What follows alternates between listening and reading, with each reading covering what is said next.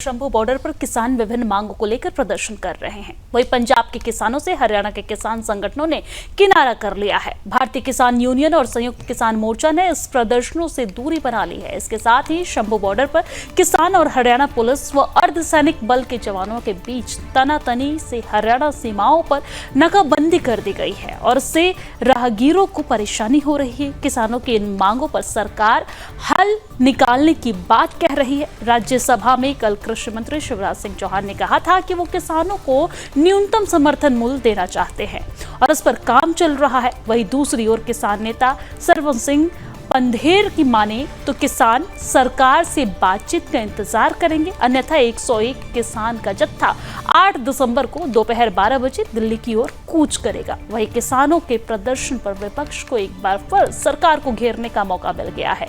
इस पूरी खबर पर पक्ष क्या कहता है बताएंगे मेरे सहयोगी शिवम।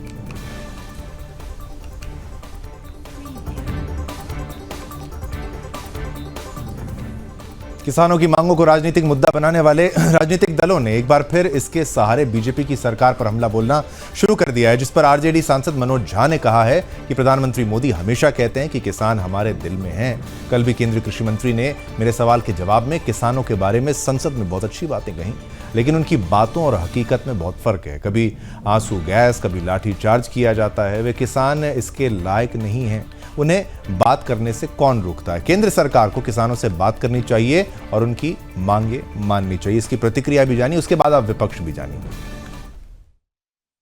प्रधानमंत्री जी बोलते हैं कि अन्नदाता हमारे दिल में है। कल ही मेरे एक सवाल के जवाब में माननीय कृषि मंत्री ने कितनी बढ़िया बढ़िया बातें कही। सुन करके उन बातों को और फिर जब ये कार्य देखता हूं तो बहुत विरोधाभास नजर आता है। कभी कील, कभी टीयर गैस, कभी लाठी। ये डिजर्व नहीं करता है। What stops you? संवाद नहीं होने देंगे? क्या बनाना चाहते हैं देश को?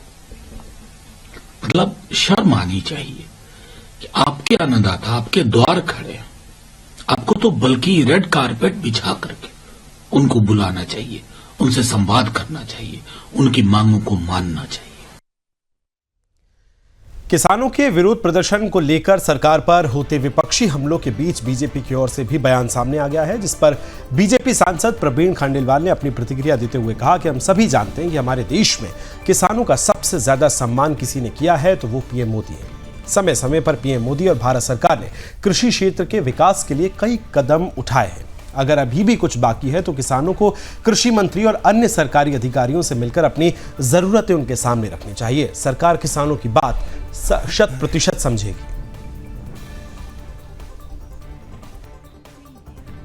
हम सब जानते हैं कि देश में अन्नदाता का सम्मान सबसे ज्यादा यदि किसी ने किया तो प्रधानमंत्री नरेंद्र मोदी ने किया है। इस नाते और समय समय पर देश में कृषि का विकास हो, उसके लिए प्रधानमंत्री जी ने और भारत सरकार ने बहुत सारे कदम उठाए हैं। फिर भी यदि किसानों को कुछ रहता है तो उन्हें कृषि मंत्री से मिलना चाहिए, सरकार के लोगों से मिलना चाहिए, उन्हें अपनी बात बतानी चाहिए। कल भी कृषि मंत्री जी ने संसद में इस बात को प्रतिबद्धित किया कि किसानों को उनकी एमएसपी पूरी दी जाएगी। तो सरकार पूरी तरीके से किसानों की बात समझती भी है और किसानों के लिए समय समय पर सरकार ने कदम उठाए भी हैं। तो मुझे लगता है कि किसानों को इस बारे में सीधी बात